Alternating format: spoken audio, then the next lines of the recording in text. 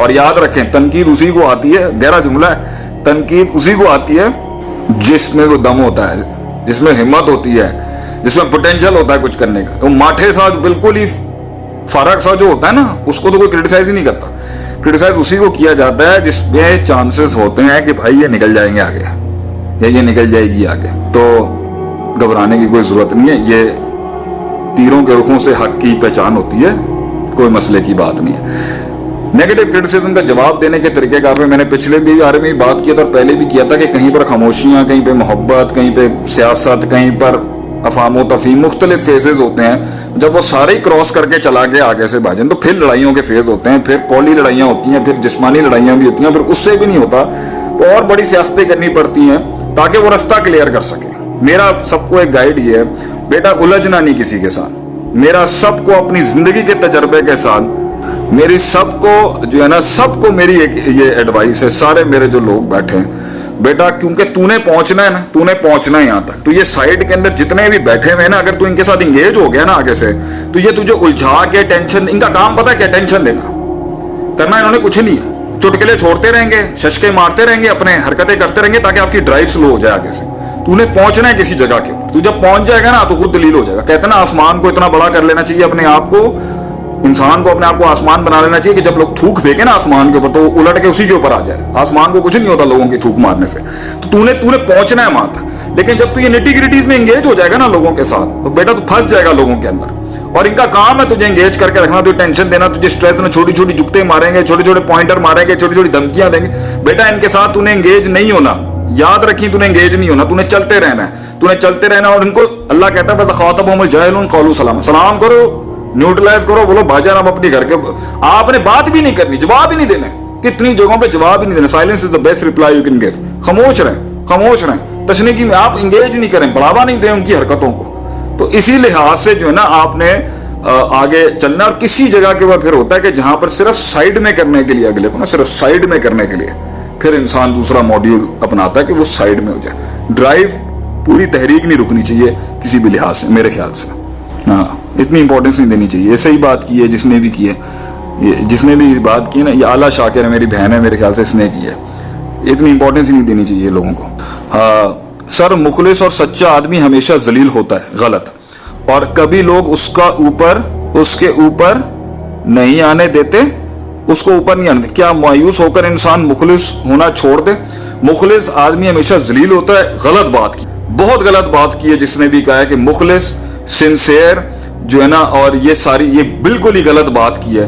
اخلاص ہمیشہ جیتے گا, یاد رکھیں. میں اپنے خون سے لکھنے کے لیے تیار ہوں, اگر جائز ہو یہ لکھنا, یہ بات, یہ اخلاص, اور اخلاص ہمیشہ جیتے گا, یاد رکھیں. یہ جتنے بھی ششکے اور یہ جتنے بھی مسائل اور یہ جتنے بھی دوسرے ایلیمنٹس ہیں نا, یہ جتنے بھی ریسورسز اور وسائل, دیکھ لیں ریسورسز اور وسائل کا یورپ اور US میں کیا حال ہوا ہے. اللہ, میں انسانیت کی اللہ وہاں بھی حفاظت رکھے, میں کوئی اینٹی ہیومن انسان نہیں ہوں, اللہ ان کی بھی حفاظت کرے.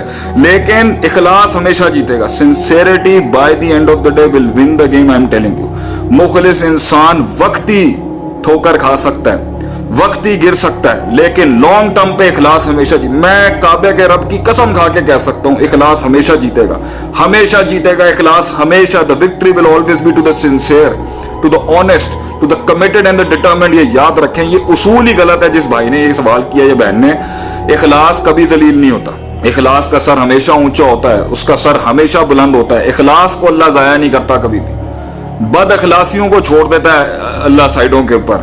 یہ جتنے بھی اخلاص کو اللہ, اخلاص ہمیشہ, الا للہ الدین الخالص, خالص اخلاص ہمیشہ جیتے گا. بھائی جان توحید اخلاص ہے, شرک اس اخلاص کے اندر نا وہ غلاظت ہے, اللہ کی توحید کے اندر وہ غلاظت ہے. شرک کبھی نہیں جیت سکتی, توحید ہمیشہ جیتے گی, یاد رکھیں. اللہ کے ساتھ تعلق ہمیشہ جیتے گا, شرک ہمیشہ ناکام ہوگا, بدنام ہوگا, ذلیل ہوگا. اور جو ہے نا وہ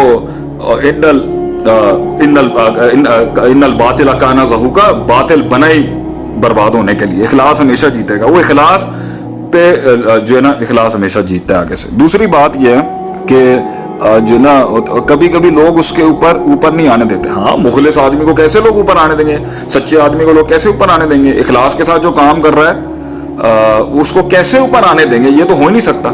میرا پوائنٹ یہ, مخلص انسان کو جو ہے نا, مخلص انسان کو گلبل, ولنریبل اور اس طرح کا نہیں ہونا چاہیے. ہمارے ہاں جو اخلاص کی ڈیفینیشن کے ساتھ یہ ایلیمنٹ جو لگایا جاتا ہے نا کہ وہ سادو بھی ہو, سر جھکا کے مارے بھی کھا رہا ہو, نہ وہ تھوڑی سی سیاست کرے, نہ وہ منورس کرے, نہ وہ ٹیکٹکس کرے, ان سب کو ہپوکریسی اور منافقت کا نام لے دیا جاتا ہے. یہ غلط ہے. اخلاص کا مطلب یہ نہیں ہے کہ آپ ترکیب نہیں کریں گے, تدبیر نہیں کریں گے, آپ پینترے نہیں ماریں گے, آپ منورس نہیں کریں گے, اگلا سب کچھ کر جائے, اگلا ہمارے ساتھ بھی سب کچھ کر جائے, سب جواز ہے. وہ کہتے ہیں نا ہم آ بھی کرتے ہیں تو ہو جاتے ہیں بدنام, وہ قتل بھی کرتے ہیں اور چرچا نہیں ہوتا. تو ان کے اوپر قتل بھی معاف ہے غیروں کے اوپر. اور جب ہماری باری آتی ہے تو ہم تھوڑے سے منورس کرنا, ہمارے سارے ناقدین بیٹھے ہوں گے بیٹھ کے دیکھیں جی آپ تو اخلاص کے ساتھ چل رہے ہیں, آپ کے اوپر یہ سوٹ نہیں کرتا, آپ نے یہ کام نہیں کرنا, آپ نے وہ کام نہیں. کیوں بھائی؟ اللہ نے ہمیں نہیں کہا کہ ہم ترکیبیں آزمائیں, تدبیریں آزمائیں, ہم اپنے منورس کریں ہر لحاظ سے جہاں تک کر سکتے ہیں. تو فرسٹ آف آل اخلاص کے ساتھ نا, اخلاص کے ساتھ بے ڈھنگے نہ ہو. اخلاص کے ساتھ بالکل ہی جو نا, اخلاص کو ترکیب بھی چاہیے, تدبیر بھی چاہیے, منورس بھی چاہیے, ٹیکٹکس بھی چاہیے, اصول بھی چاہیے, جس کے ساتھ وہ اخلاص رنگ لاتا ہے. باقی اگر کچھ نہیں بھی ہوا پھر بھی اخلاص جیتے گا ضرور انشاءاللہ تعالی. مگر اللہ نے اس دنیا کو عمل کی دنیا بنائی ہے, یہ دارالعمل ہے, دار الجزا آخرت ہے. دارالعمل کے اندر اخلاص بغیر عمل کے, آپ دیکھیں نا الا الذین آمنوا وعملوا الصالحات, جدھر بھی ایمان آیا نا ساتھ عمل ضرور ہے, عمل مائنس نہیں کیا جا سکتا. تو اخلاص ایمان کا حصہ ہے, ایمان کا حصہ ہے, قلب کا حصہ ہے. اخلاص یہاں ہوتا ہے, عمل اس اخلاص کا باہر نکلی بھی جو ہے نا اس کی شاخیں ہوتی ہیں. تو عمل نہیں کرنا تو اس اخلاص کو میں بالکل تو رائٹ آف نہیں کروں گا, اخلاص کی پھر بھی حیثیت ہے, لیکن عمل سے نتائج آئیں گے آپ کے اس اخلاص کی وجہ سے. عمل ضروری ہے اس اخلاص کے ساتھ. تو اخلاص کے ساتھ ساتھ مخلص آدمی ضروری نہیں ہے ہمیشہ ذلیل ہو, جیت اس کی ہوگی لیکن کام بھی کرنے کی ضرورت ہے آپ کو. مخلص انسان صرف اپنے اخلاص پر استقرا کر کے بیٹھ جائے, یہ بات ٹھیک نہیں ہے. سر مخلص اور سچا آدمی کیا اللہ سے ضد لگائی جا سکتی ہے دعا میں؟